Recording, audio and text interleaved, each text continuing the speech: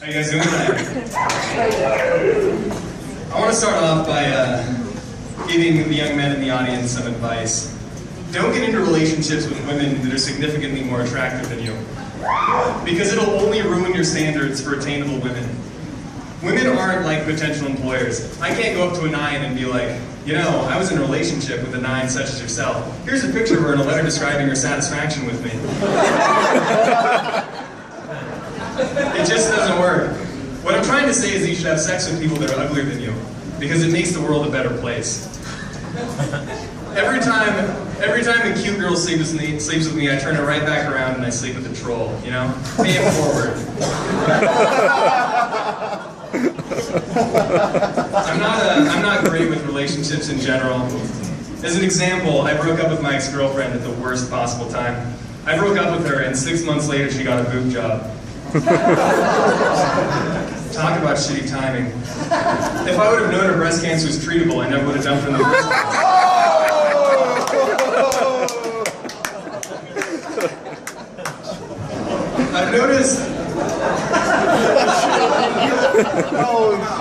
I've noticed that the dating scene in Salt Lake City is a little weird. It seems like every girl here is either in a relationship or wants to be in a relationship. I'm just having a lot of trouble finding women who are only interested in casual sex, but I don't know, maybe I'm just going to the wrong ward.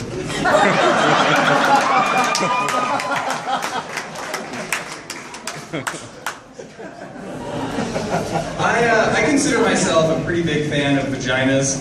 Unfortunately, I mostly just get to play in the fantasy leagues. I feel like a lot of women are way too concerned with the exterior appearance of their vagina, and they really shouldn't be, because vaginas are like presents. No one cares about the wrapping paper. They just want to get inside that box. I think that tattoos are pretty cool. Like, I like it when tattoos have meaning, which is why I have a problem with tramp stamps. Because most of the time when women get tramp stamps, it's just like, well, I mean, this way guys know that I'm slutty, you know? Like, I want to get a tramp stamp that has meaning to me. That's why I'm going to get a tramp stamp that says, if you can read this, I'm experimenting.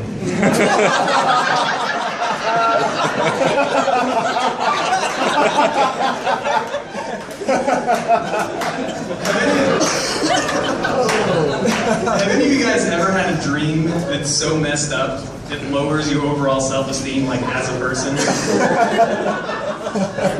Like, you wake up and you think, I should probably go seek some professional psychological help. I had a dream one time that I was in bed with this girl who happened to be dead, and I fingered her in the ass, and she came back to life.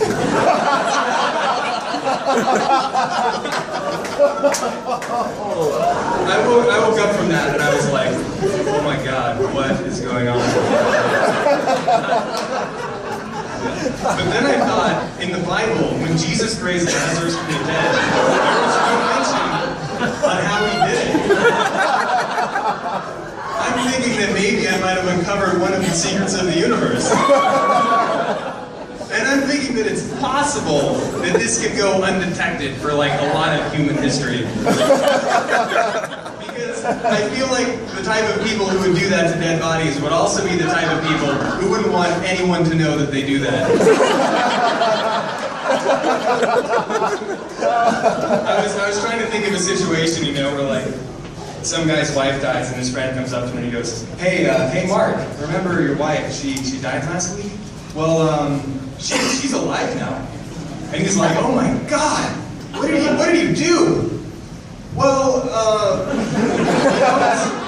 I was kind of visiting her grave and we were like hanging out. Actually, she's dead.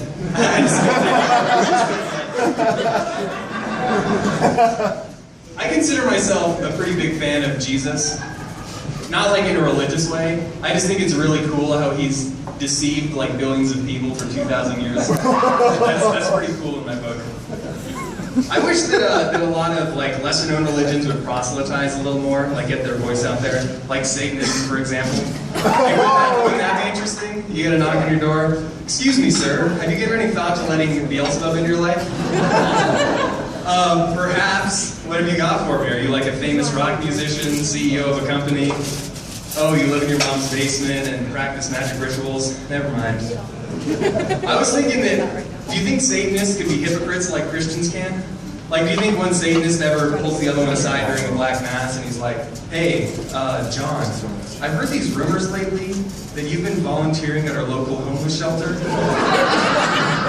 You know that we just can't tolerate that type of behavior in the Church of Satan. I hate to do this to you, but I'm going to have to ask you to leave.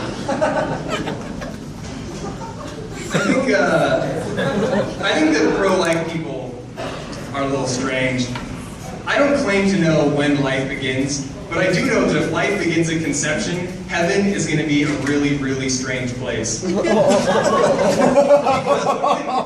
50% of pregnancies terminate naturally, and if you couple that with morning after pills and the like, heaven has got to be populated by like 85% dead fetuses. Like they've got to be lining the floors of heaven like a carpet. I'll bet eventually someone's going to go up to God and be like, hey, Jesus, man, can we do something about all these fetuses? Can we like send an angel down to earth or something and tell them that it's not a human until it's born? I think that